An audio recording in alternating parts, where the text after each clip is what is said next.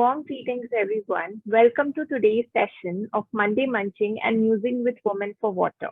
This session is conducted with the support of Water Resource Council of Women's Indian Chamber of Commerce and Industry in collaboration with W for W Foundation and media partner Counterview.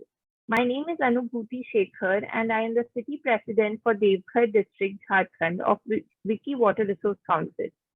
I'm joined by Dr. Mansi Balbhargava, who is currently holding the position of National President of Wiki Water Resource Council. Welcome, Mansi. We are glad to start the conversation, namely Monday Munching and Musing with Women for Water, which we colloquially refer to it as LULIP. The conversation is aimed to share the worries and the wisdom by the women, for the women, of the women in the water sector. In here, we hope to learn about the water endeavors of the women in a regular disciplined manner like a masterclass. Today, in this session, we are here to listen and know more about Dr. Anindita Pujari. Dr. Anindita Pujari is currently serving as the Honorary Guest General Secretary of the Bar Association of India and is elected representative of Supreme Court Advocated on Record Association in the Gender Sensitization and International Complaints Committee of Supreme Court of India. She holds a PhD in law from the Center for the Study of Law and Governance, JNU, New Delhi, where she was the recipient of the Ryochi Sasakawa Young Leader Fellowship. She has done her LLM from National Law School, Bangalore, where she was a recipient of M.K. Gandhi Fellowship for Law Teaching. She has done LLB from Campus Law Center, Delhi University. She has more than 20 years of work experience in the field of law, legal practice, education, and research. She has been part of many landmark cases and has extensively worked on matters related to rights of women and children. She has keen interest in water laws and is part of legal team representing the state of Orissa before the Mahanadi Water Dispute Tribunal. She has written articles and book chapter, the most prominent being the entry on the Constitution and Economic Reform in the Oxford Handbook of Economics in India, edited by Professor Kaushik Basu. Thank you, Dr. Anindita, for joining us today.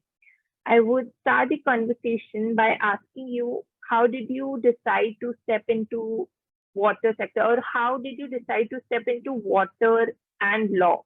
Like, I think you're the first person I'm meeting who has interest in the law plus the environment. Like, we keep reading a lot of things about environment law, but haven't been able to talk to somebody who is legally involved in environment field with the water especially. So how did you decide to step into water law? Thank you, Anubhuti. Thank you, Mansi, for giving me this opportunity. My interest in water law was there since long. As a student, I always would wonder, coming from Odisha, which is so, who is loaded with natural resources, to understand how do we regulate the natural resources. Unfortunately, in our country, not in many law schools, especially when I was doing law, not in many law schools, you had courses where you'd be taught about natural resources law, including law relating to water. So that was not there at all. So as a student of law, we had no formal exposure to the law at all, or law relating to water law.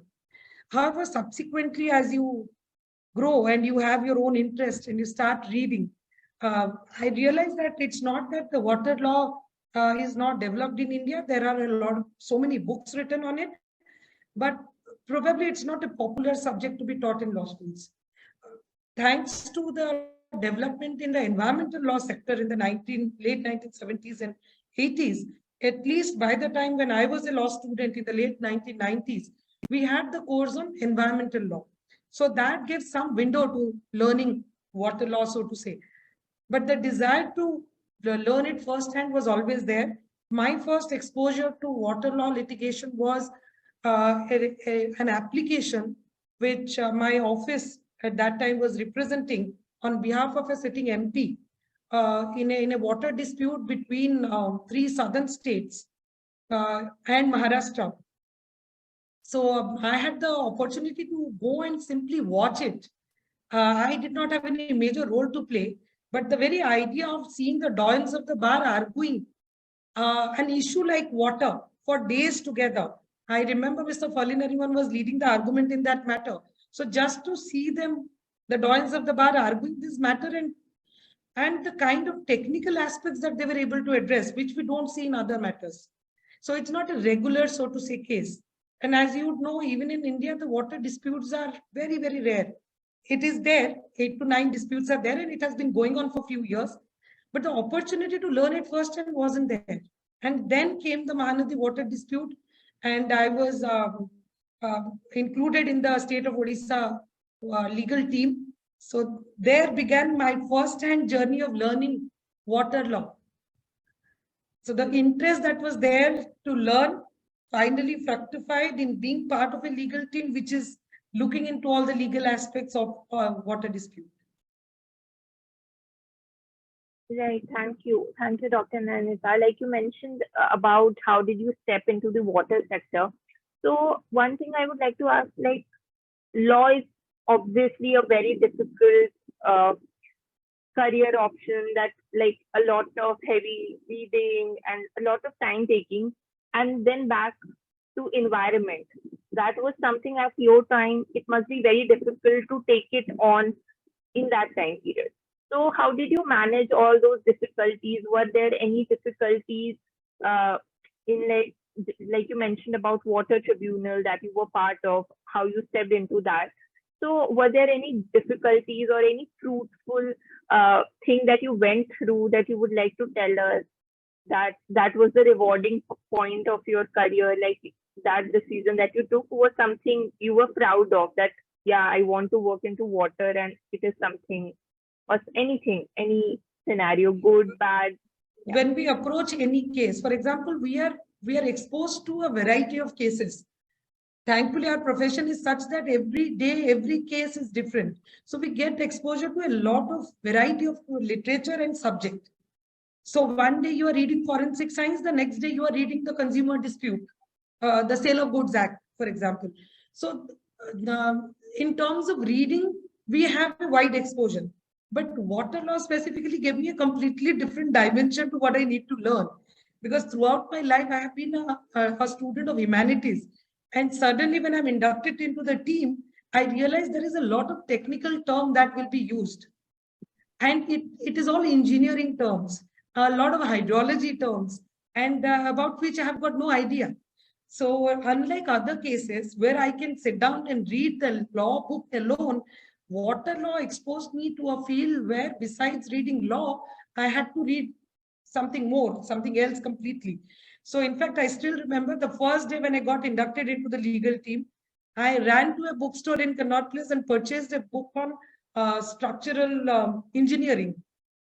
And I think you can understand, for a humanities student to start reading engineering so late in life, it was a real challenge. But I'm happy that I had the good fortune of getting guidance from a lot of mentors who guided me through this process of learning water law, and also a bit of technical aspect involved in water disputes. Right. Like you mentioned about how coming from humanities background and then stepping into something related to water, because I was always a lover for humanities, literature, and everything. But while I was in my school, I went to Tarun Bharat Sangh. So there I got fascinated with water work, that how water plays a very important role. And then I decided that I want to do water. I want to take water as a career. And then there was this that I was supposed to read hydraulics, like you mentioned everything. So it was totally new for me. So I'm just sort of relating how it must be for you. And obviously, yeah. So other question is like, I was just reading your bio and I saw that how you were part of a crochet establishment in the Supreme Court. So would you like to tell us how did you manage work and life balance? Because it must be very difficult to have a kid and a family and working in such a hectic job. So how did you manage? How did you find that balance in your work? And also just tell us about a brief idea about the crochet case. How was Sure. it? How was your experience? Yeah. See, I must tell you, Mansi must be smiling. There are few things that flow naturally. Be it I water, am. be it women's emotion and our passion to do something. I think nothing can stop it. You can have, you can damn it to regulate, but you can't Yes. stop it. So Sure. It's like water. it's absolutely like water. In fact, anybody who asks me, what do you like? I said, anything that flows naturally, be it the constitution, be it the water law, or be it the gender justice, because and the issues relating to children, because these are some of the things that would flow naturally, whether you like it or not. Same with the constitution of a country, any given country, it would organically evolve, whether you want it or not. Yes. So there are certain things that are organically meant to be evolved. In fact, the same thing happened to me when I joined the profession. I realized that there is no crash facility. In fact, the thought of facilitating the entire process wasn't probably there officially. So, but as a child, I had my memories. My mother was, in fact, the first women advocate of Western Odisha. So, as a child, I used to be in her lap, and she was also the public prosecutor. So, there was a mandate to be in court every day. She had to be there in all criminal matters. So, as a child, I remember very clearly in my hometown where there was no facility of creche. In fact, the bar rooms were not there properly functional those days. So my mother would take all the children, all three of us, three sisters, and we would be just under a tree along with her other colleagues. Thankfully, the male colleagues those days, they were very nice. They took care of us. By the time my mother would conduct a case and come back to us. So that is how my childhood memory is. So when I joined the profession, I realized nothing seems to have changed. Although so many years have gone by. Because although that was a small town, and one would say, oh, the bar room isn't there or the creche facility is not there. But I joined the bar at Supreme Court. But I could see again, no such facility was there. Although I had seen a lot of my friends leaving the profession because of the lack of facilities or infrastructure. So the moment they marry or the moment they attain motherhood, they would just decide to leave the profession. Or if they somehow manage, mostly it is the women in whose family there were other lawyers already. For example, the husband is a lawyer or a father-in-law is a lawyer. So they would easily come back to the profession because that, as you know, in our profession, the continuity is a very important factor. So I realized it is no way that I have the continuity factor in Delhi, nor do I have an infrastructure. So I must do something about it. There is no point complaining about it. And it so happened I was part of a very historic case, which is called famously called the NJSC case, which was about the judicial appointments of this country. So the new amendments were brought in, and we had challenged that in the Supreme Court, the constitutional validity of it. And it so happened that the judges decide, keeping in mind the importance of the matter, they decided to hear it during the summer break. And I was stunned because every other male lawyer was happy that this case requires a lot of time. So good, it is going to be argued during summer break. But I had no clue where I'm going to leave my child because summer break, even the regular facilities will stop.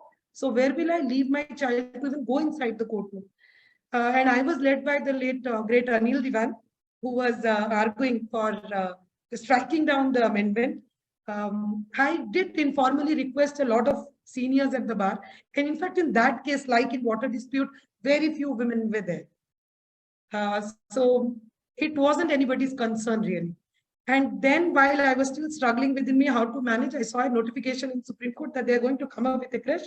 I immediately rushed to the place and realized it's a rat hole, which was supposed to be declared as a creche and it was going to get inaugurated. I said, no, this is not done to us. So immediately I challenged and the matter went on for more than 4 years. And finally, and in fact, it wasn't easy. Initially, everybody was a little reluctant, but gradually everybody came on board. And it would so happen that the court itself would take so much of interest in establishing the creche. And it became a collaborative effort and it got inaugurated on 1st of May. So I think the struggle was worth it. The 4 to 5 years of struggle was worth it because although my child never used the creche, but I know even as of today, a lot of people are using it at the benefiting. And the creche is right inside the Supreme Court premises. We were offered many other different locations, but I'm happy to say it is one of those facilities where the facility is provided in Supreme Court itself. So, and it is, and very clearly it also accepts the fact that parenting is not a mother's role alone. So therefore, we have seen men advocates dropping their kids if their wife, for example, I know of couple where the wife is working in MNCs in Gurgaon and the husband is bringing the child to court. So there are a few normative things that we wanted to introduce, and I'm happy we were able to achieve that. Right. Thank you so much, Dr. Anindita. It's so nice to hear. Like, I have read about it, how the creche facility works, but hearing from you give it a lot of weightage. Like, I can actually imagine everything. So thank you so much. I would request Dr. Mansi to take it up from here. Yeah. Thank you. Thanks, Anubhuti, to take the conversation and get it started for both of us, for me and Anindita. And Anindita, finally, I finally catch you to really have this conversation. I was so much wanting to talk to you about all these things, which are game changer in the field, both in the motherhood, as you mentioned, or let me say the status of children in the country for that matter, because they are hardly heard, or they are even a matter to discuss in the judicial system, apart from some odd cases. Here it is more of a optimism for children and giving some hope. But I will bring this conversation to more on the leadership side of women, from where you have left, Anubhuti. So Anindita, you know that we are trying to develop a women network, and I recall just now you said that when the case was in the court, even for the creche, eventually it became a collaborative one.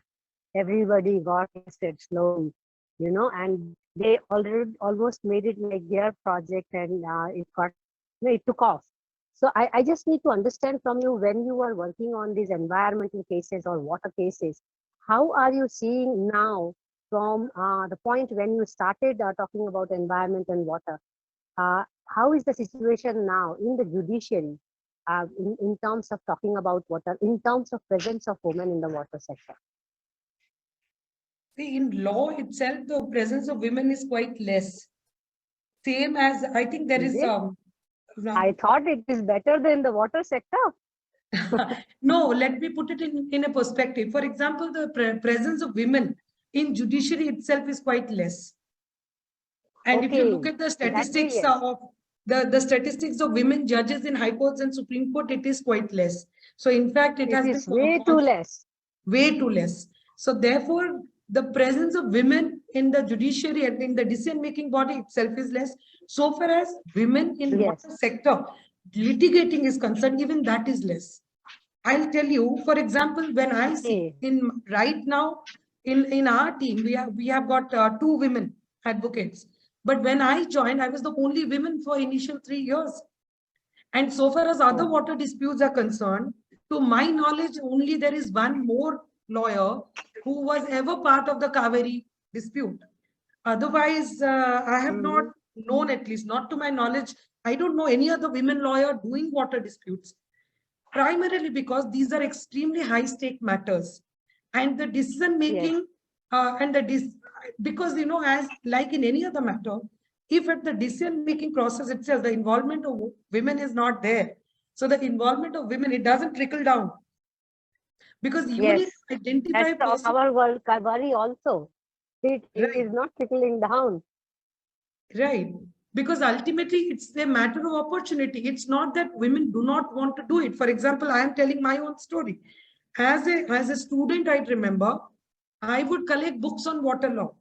I had built my own library on water law books, but I had no opportunity to do this matter because unlike other environmental matters where now we have the NGT and there is also a lot of litigation happening in Supreme Court. Even earlier days when we did not have the NGT, we used to go to the High Court and then to Supreme Court. There were some civil litigations also. The water disputes are very exclusive disputes. In the history of the nation, independent nation, we have only 8 to 9 disputes. So the opportunity is quite less in that sense, and especially when women are not there in the decision-making process, obviously involving them may be a problem. So even in litigation, you find hardly 2 to 3 women. In fact, the person that I'm talking about was there only for some time. I don't think she was there throughout the dispute as well. There is another, thankfully, another junior lawyer who has joined the team now. So I can count the number of people, number of women, those who are there in the water disputes. That has to increase, but that would only increase provided you teach them the law. Because see, like for example, we all are studying Constitution, IPC, CPC, CRPC in all law schools. These are all compulsory subjects.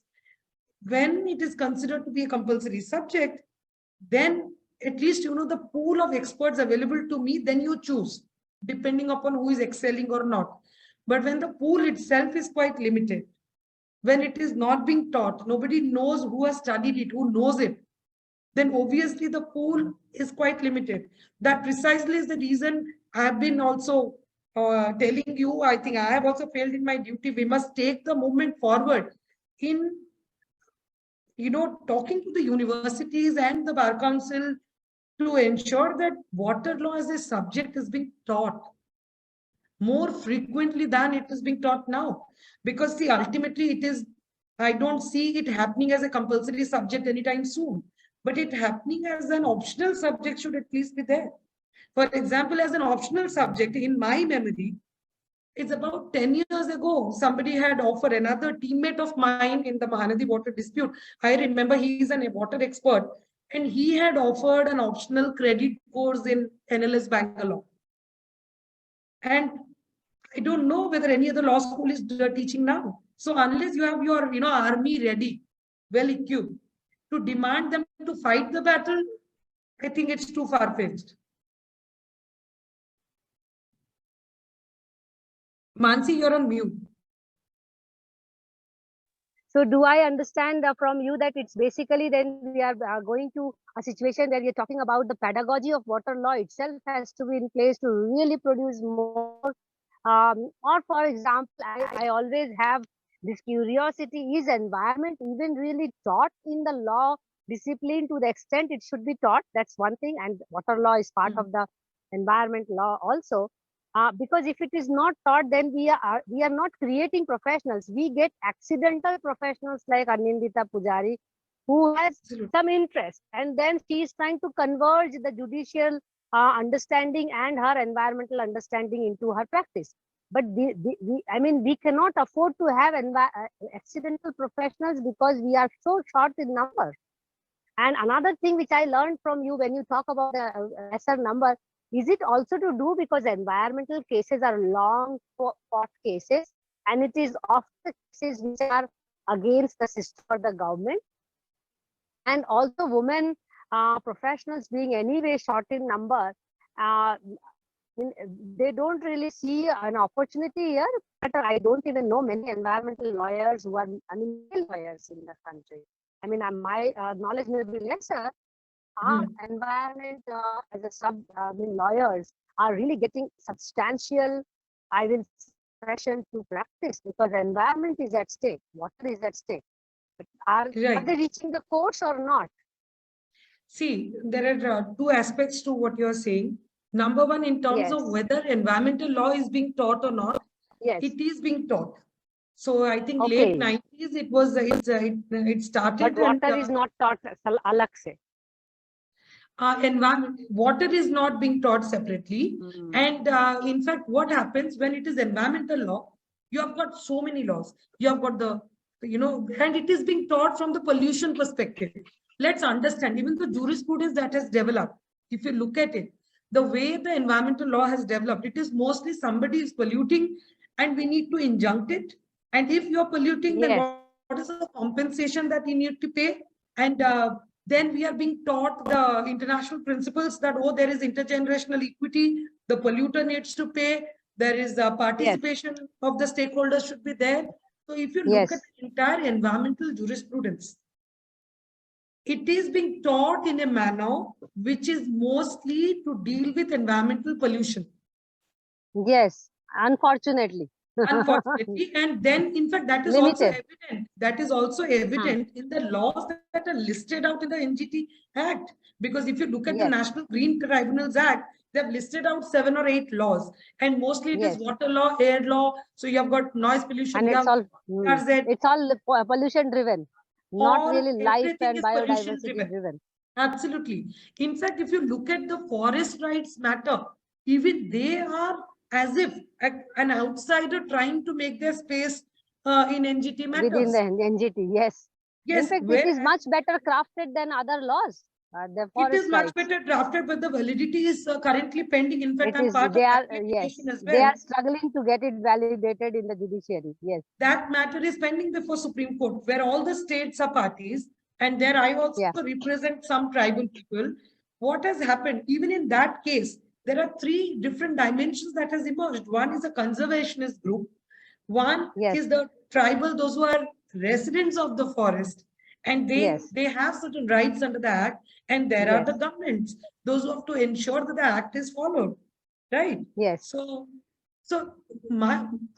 as I understand it, environmental law as such is being dealt with separately under different law, but we need to understand that there is a clear overlapping and we need to address them together. Yeah. But, Absolutely. but the cohesive understanding of law isn't there till now. Neither it is being taught in that perspective. For example, why am I emphasizing the water law and water law, women in water law separately?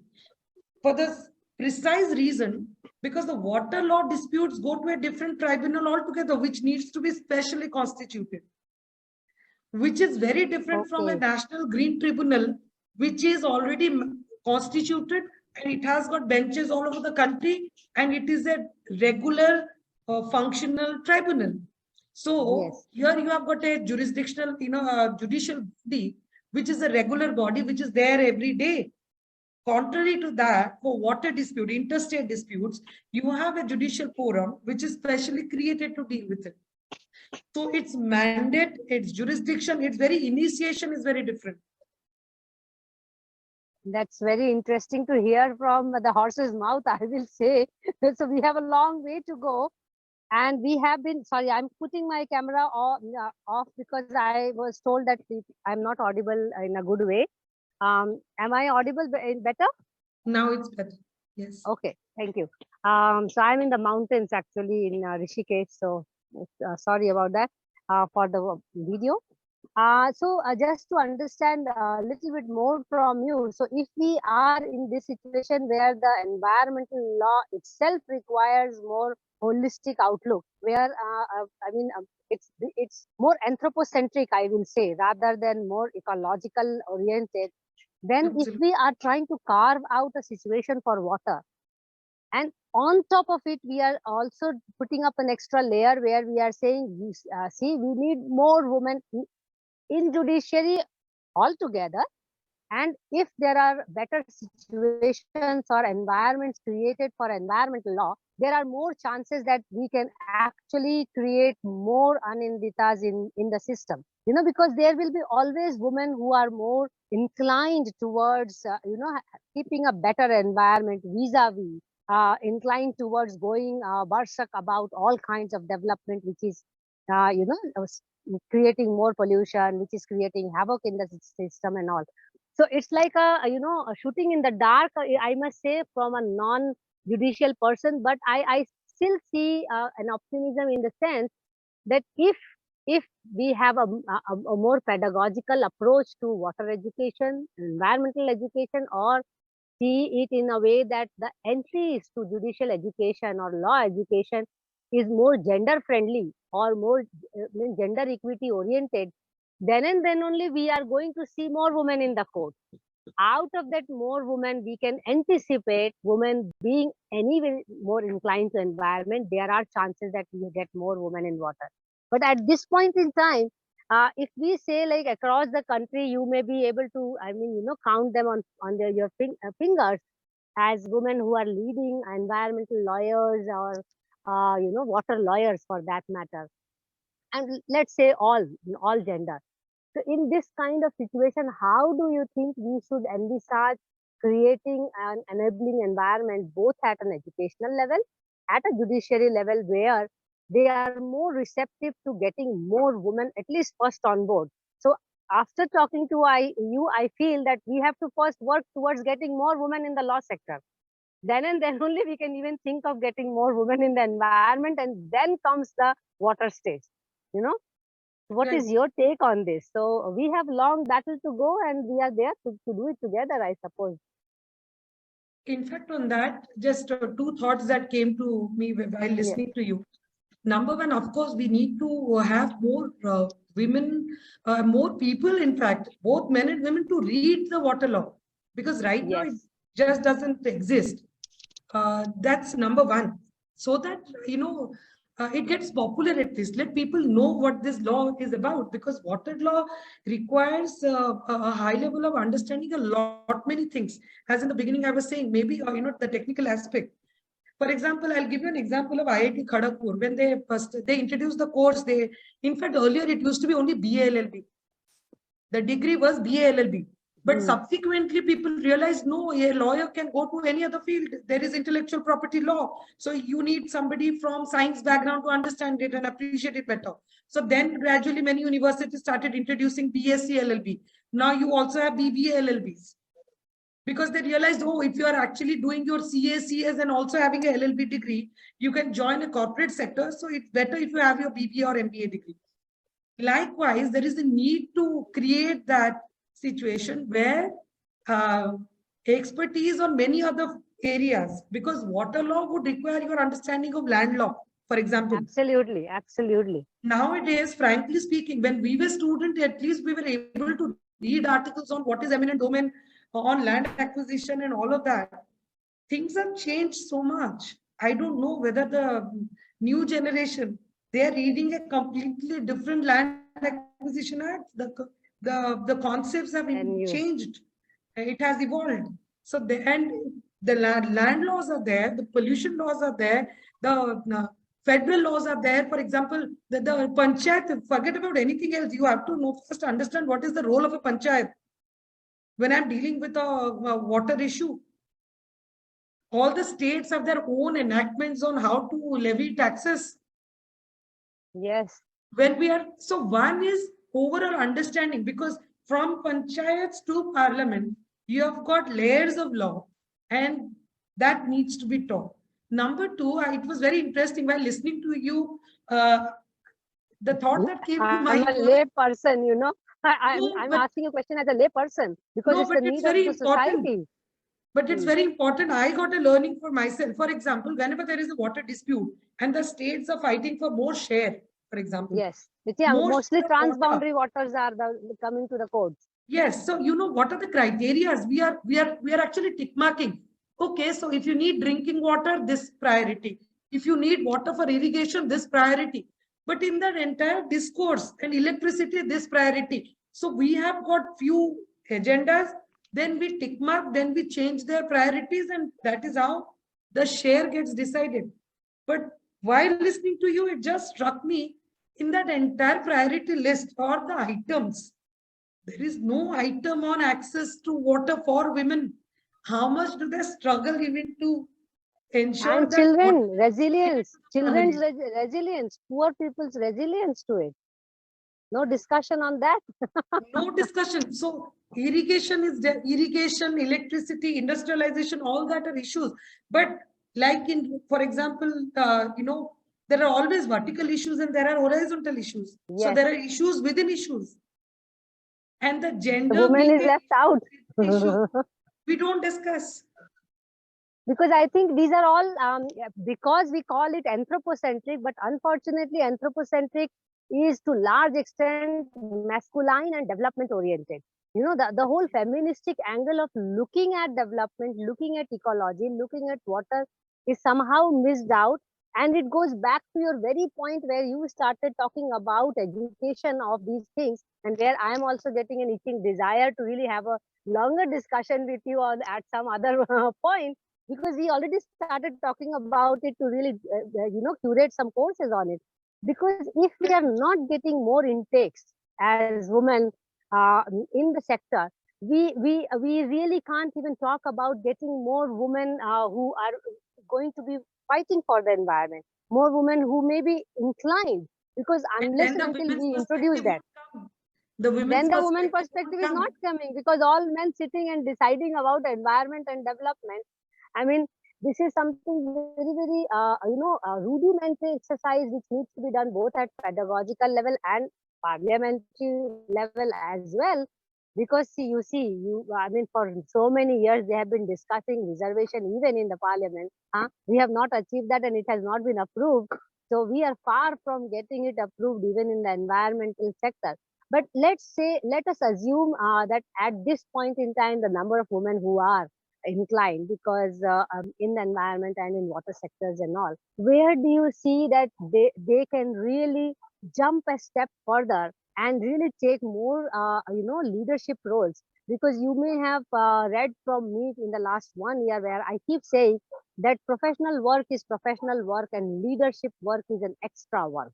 I mean, I know you have been taking leadership roles in changing a lot of things which are going conventional way.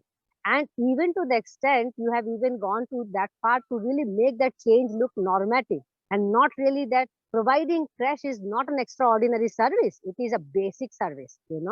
Similarly, if water is being discussed at the court and women are not discussed, if children are not discussed, if biodiversity is not discussed and water cases get solved by electricity, by infrastructure, we are already discussing half, you know. So how do you think we can really make these women who are already in the sector more, or empower, or capacitate them, that they can bring these issues in the court, so that even men get interested to discuss about it? Because at this point, if we have less women in the sector, how do you think we should be doing that? There are again two ways to look at it. One, there are a lot of women, those who are actually doing a lot of environmental matters. Yes. Any given day you visit Naturally. NTT, you find Naturally. yes, because a lot of times, see, environmental matters, especially if you're representing the local people or the affected people, they cannot afford a lot of money. So many a times you'll actually find a lot of women representing them. There are women in environmental sector. So maybe the natural corollary would be to encourage them to also explore, because water sector per se is considered to be a little technical. So therefore, the natural corollary is to encourage them at least to explore all natural resources, including water exclusively, and see the interaction, because that would in fact enhance their own capacity and skill set when they're representing their client, even before a green tribunal. Because ultimately, if they're dealing with river pollution also, if their concepts are clear, if they know what are the concerns, for example, the gender issue that we just talked about, in water share, that would be the concern, or the gender concern would also be there when it is a sanitation. Your neighborhood river getting polluted. Yes, or sanitation. It's a very gender issue. Depleted. Right. So therefore, maybe we should definitely build our skill set of women, those who are already doing environment litigation. That is number one. Number two would be to also encourage, and somehow we must take the lead in writing to the judicial academies. As you know, even the judges do their recurring refresher courses. So including High Court judges. So therefore, there is a National Judicial Academy at Bhopal, and there are also state judicial academies. So we must also reach out to them, that if they have any courses in environmental law, if we can, for example, help them or assist them and provide our expert in teaching judges about water law specifically. Because what happens, the way I was surprised to read engineering on the day one of my induction into the team, similar is the situation with a judge, because a judge is trained to decide a case judicially. So to that extent, the person is trained, being in the profession, being in this profession for a long period of time. But so far as the knowledge base for a particular field is concerned, that has to come in a case-to-case basis. So far as water law is concerned, the exposure is less even for judges. However, when a tribunal is constituted, one is immediately heading it or presiding is. So it's not a bad idea to have some understanding of water law and various perspective to water law Yes. being informed of. So therefore, another way to look at it is build our own skills Yes. as lawyers. The number two, create an army of lawyers, those who understand this law, which is to approach Yes. the law schools and the bar council to ensure that these courses are offered. Number three, to also provide inputs, because in judicial academies, they have courses on environmental law. So why not actually, request them that can be chip in somewhere and contribute in terms of informing about water policies, water law, water disputes. Because at least if you're given an opportunity, then you are able to better respond. Yes, absolutely. I mean, that gives me an idea to really ask you an interesting question from my end, being a layperson, not from judiciary. But let's say if we want to introduce something to the judicial academy, we also need to tell them the scope, because most of the education would look at the employment opportunities of it. So do we have substantial judicial evidence where we can say that if you specialize in these kind of sectors, there are these opportunities where you can really make your career or a profession? Because end of the day, when we reach out to youth, they will definitely look this aspect as well, so, and even academies are looking at that aspect. I mean, for that matter, criminal cases, civil cases, we know that this is very common, and that becomes a common channel for most of the lawyers to get into it. So if this is an important niche, or let's say a specialization, which not many people are taking, do you think this can also help those who are entering the law education? They see that there is a potential out of it, because I mean, we have to accept this fact that most of the environmental and water cases are really long term, and state versus community, or community versus community, state versus state. These are the major kind of situations. So somehow it has to be rewarding also for the younger generation. Otherwise, they don't see an opportunity here. From See, there environmental to bringing litigation has a lot leadership. of opportunity. Yes, go ahead. Yeah. Environmental litigation has a lot of opportunity. Okay. But if you are looking at water dispute per se, of course, the opportunity is very, very limited. Very less. Because it is generally a dispute between 2 or 3 states. So that doesn't happen on an everyday basis. No, it's a long process. They need It's to a have long alternate process, professions. but if at all, whenever it happens, it is a highly rewarding process. Yes. So what is happening? The opportunities are less, the knowledge base is limited, but whenever it's happening, it is very demanding. Because see, water loss, again, unlike other litigations where you can, on a given day, I can argue 3 different kind of laws in one go, one after another. And, water law requires a lot of preparation time. Because see, ultimately, you're dealing with the entire state in its favor.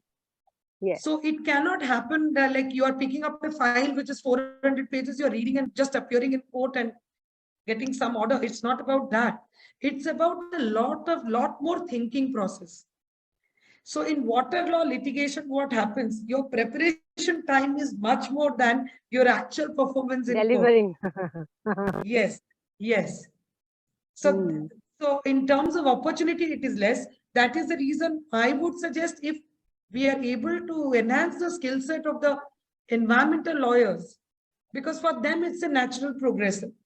Yes. Plus, it is a very lucrative opportunity if it is available to them, as and when it is available.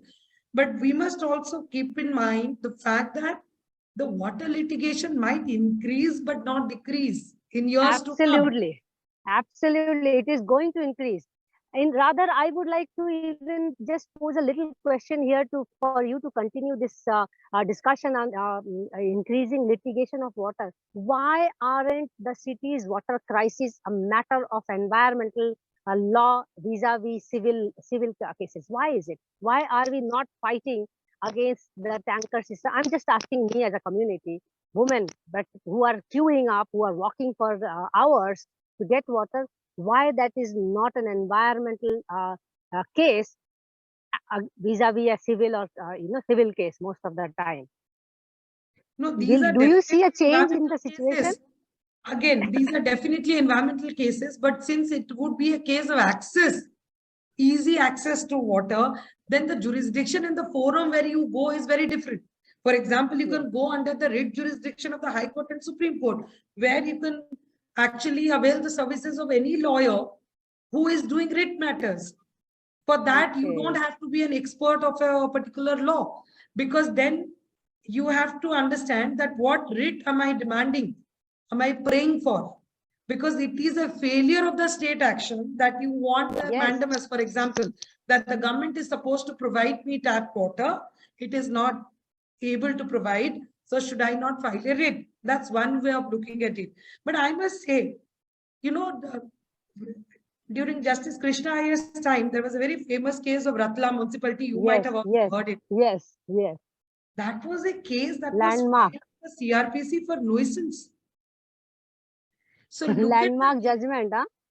So it's an innovative way of using your basic CPC, CRPC provisions to ask for something which is as big as this. So it's really up to the lawyer. So you have to be thorough with your constitutional law to begin with, because that is where your right to comes from. To know where exactly you want to drive the case towards, because when a client is approaching you with a particular problem, you must know which forum would actually be the best forum to get the remedy that he's seeking. Absolutely. And I think that is where we are talking about giving those, providing those extra capacitating of leadership, going that extra mile for those environmental lawyers. If they can bring it to a higher height, sorry, I'll just switch off the video. Maybe you are not hearing me correctly. So if these simple civil cases which are related to water woes, and they are going to increase. I mean, whether we like it or not, they are going to increase. Environmental cases, they are going to increase. Look, another but thing, they are besides litigation, I'm also of the view that we must also inform the coming generation that besides litigation, for example, in India, we have the alternative dispute resolution mechanisms, absolutely, which is mediation and conciliation. See, whenever we talk about ADR, we are primarily focusing on arbitration, because in commercial disputes, parties are driven towards arbitration. So we are only thinking and talking of arbitration. Whereas if you look at the ADR mechanism, it involves mediation and conciliation also. And especially in disputes where two states are, for example, involved, a lot of mediation might actually help you, and that is envisaged under the law. But how far do we really explore that?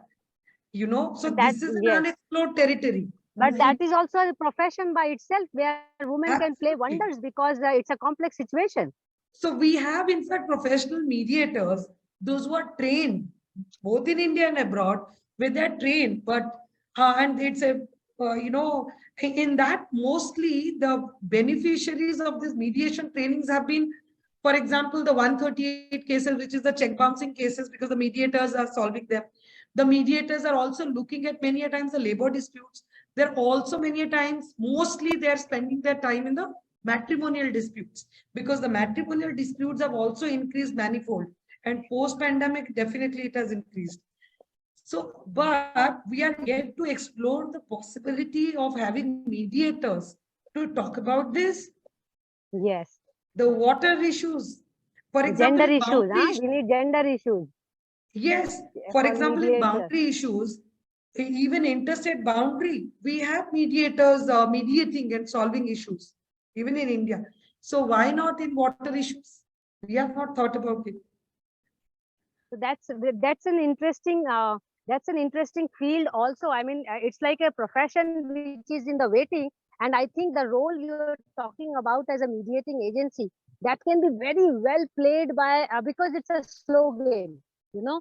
So I think, and women can be very, very efficient in doing that. I mean, I'm already getting ideas with you, you know, that let's walk into all these academies and start talking to them, and, you know, seeing how can we really introduce this as an alternate profession, while we are actually walking and talking to the courts and all the councils, that we need more and more people to take environmental issues to the extent of talking about gender and children. I mean, I will bring children also in this matter because we don't talk about children when we are talking about pollution, when we talk about water pollution.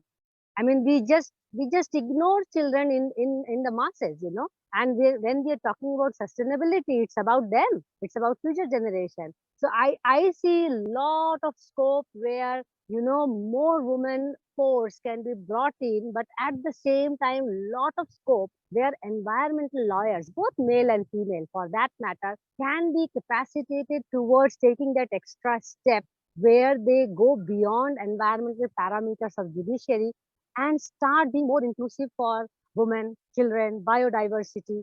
Because if a water is polluted, fish is also affected, bird is also affected, you know. I mean, why, and who is going to talk about them? So what do you think we should do as, you know, all these, I will call it leadership programs for already trained people, already professionals, because leadership requires that extra step after you have become a very good professional. So how do we hit the professionals and, I will say, walk them along to the leadership state where they become the face of the voiceless. And I think we can open it this discussion also for both male and female because we are already less. As far as increasing the female workforce is concerned, we have to really get into the academy and tell the benefits and the scope of getting these opportunities apart from, you know, the concern. Then and then only we can get more workforce coming out of the academies. So we have two-legged activities to really take on and start thinking. What's your take on this? How do we go about it now? How do we build the leadership? I think a lot needs to be done, as you're rightly putting it. But to begin with, I think it's time where we sit down and brainstorm. Because, for example, as a lawyer who is trained in humanities, I would not know an architect what all has, or an urban planner, for example, what all in his trade has he learned, which might be relevant for me. Because Absolutely. even the legal drafters, for example, the law is being drafted by somebody who is trained in law. But Absolutely. an urban planner might have a lot to give, share. So before we actually reach out to any outside agencies, it is time when we sit together and from various fields, and we must chart out a must learn list. Absolutely. So that we can take that agenda forward, because right now there is no common agenda.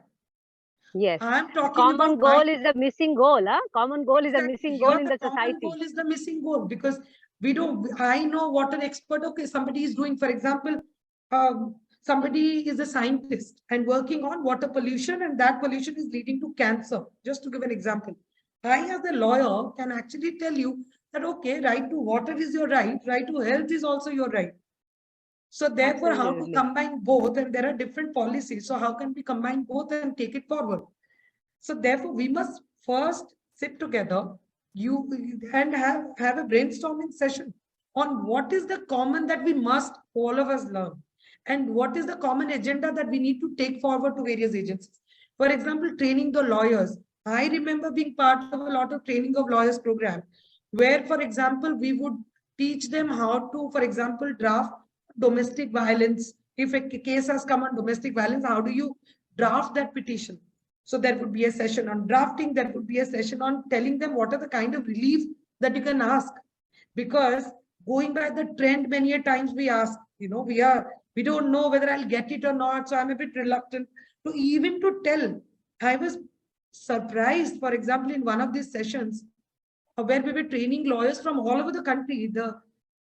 From some state, lawyers had come. They had no clue that in Delhi we are getting these interim orders, residence orders for women, for example, that we are getting interim maintenance, for example. So they had no idea. When we told them that, no, we are very easily getting it in Delhi. So they were, oh, you're getting it. So can I put this prayer? So when they go back to their own state and they have put a case on domestic violence, they started writing those prayers, because unless you ask for it, you are not going to get it. So even that knowledge sharing. Yes. So we need to brainstorm and then take it forward to a larger group, where then we can think of training or educating. Yeah. I feel like we have to draft many water prayers and gender prayers and, take it further and see what can be put forth. But that brings me to an interesting question for you. Probably Anubhuti will ask it better because I will be very, very keen to really take it further to the academies where a simple mathematic goes for me. If there are more women entering the law, then we have more women doing the law. Then we can think of some women who are getting interested into the sector. Anubhuti, would you like to take the question? And I think that also brings to the conversation with me towards an end. But I am listening here, and we have a lot of things to do together. Anubhuti, question for the youth from you. Yes, ma'am. Thank you so much, Dr. Mansi. It was such a wonderful session. I was literally enjoying all the questions that you were asking, and I really enjoyed the whole conversation of both of you. Dr. Anindita, the last question I would like to ask is for the youth professionals who are stepping into the water, or specifically to women. Any message that you would like to share to the youth who are stepping into the environment or the water profession? The only message that comes to my mind immediately is to let's make noise. That's a great message. Because Very well put. Very unless well we put. make that like noise, it. we are not going to get anything. So We have to be heard. Very well we put. heard. That's like a lawyer saying, huh? No, I think We're all the time trying to be heard, isn't it? So our but entire that is effort also for women, na? That goes for the absolutely. entire gender issue. Unless, like even in our every house, as long as we are working quietly, everything goes good. The moment we say, hey, I have problem, there is a problem in the house itself. So we need to create little bit noise. Very well put. What else can we do and we should do in our own capacity as individuals, because I see you people like you as leaders. But if we have brought so many leaders together in the Water Resource Council, we definitely have a strength, and I'm definitely taking your advice very seriously to do this brainstorming amongst us that what can we bring as gender and water into the whole judicial discourse, which is long pending, it is taken, but very much in the marginal thing. What more should we do, Anindita? What more should we do? At least have fresh in all the codes. A lot needs to be done. Meaning, when you're talking about access to water and women standing in the queue. So I actually see a lot of work in every field, be it the litigation, be it skill set enhancement, be it reaching out to universities. I think a lot needs to be done. The only thing that has probably not happened, and for that I would also hold myself responsible, is to encourage more and more women to be part of the network, Yes. so that they would know that this conversation is happening. See, right now, I would not know how many of my colleagues are even aware of the fact that there is a conversation which is on. Yes, I think that's a very important So, point, huh? hand holding, to put it simply, it looks like there is a lot of need of hand holding needs to be done. There is a lot more encouragement that needs to be done, and in the process to learn yourself. Because I Yes. find when I go through a lot of your conversation and experts are talking, I find I'm complete alien to it. So, Yeah, but we we all are in have that to have, process. right? So we need to do a lot of hand holding, because like Yes. every other profession, and the sisterhood really needs to work. And you are doing an amazing job by bringing everybody together. And we need to expand in our own possible ways. Unfortunately, I have not been able to contribute because I have nobody to hold the hand to. I am just in the process of encouraging people to understand that this exists. This network exists. Absolutely. I'm That is a hoping little very soon. thing. Yes. So very soon, I'm hoping we'll have many more will be joining us. But till such time, we must keep the work going and keep Yes. the conversation on. And I'm happy to Absolutely. facilitate conversation between the lawyers and the Oh, water that will be experts. wonderful. I That can will do. be I'm great. always. That will be great because then we see both sides, because eventually all our woes are to be solved by the judiciary if we are unable to solve it ourselves. And I see it's coming very close when we are going to have bigger water woes. I mean, I don't know whether in future these water wars between even domestic, even at the neighborhood level, whether it will reach the courts in future. Then will the court decide that it is an environmental matter of the city or it is a civil matter, you know? So there is a lot of scope from here, There is a and lot it's a of big scope learning. because water, in fact, within the state, water disputes were not there. Gradually, I'm finding I had the opportunity to do some cases where even the water taxes that are imposed, people are challenging and Yes, now coming. yes, yes. So a variety of cases we'll start seeing, in fact. So we have, we will say the professional opportunities are going to increase with the water challenges. Let's put it that way. And gender still remains a silent domain, but we have to make a noise about it. Very nicely put by you. So I think Anubhuti, will you do the thank note? And maybe I will thank from my end. It's really what from the bottom of my heart, Anindita. I have been trying to catch you for nearly a year to have this conversation, and you know how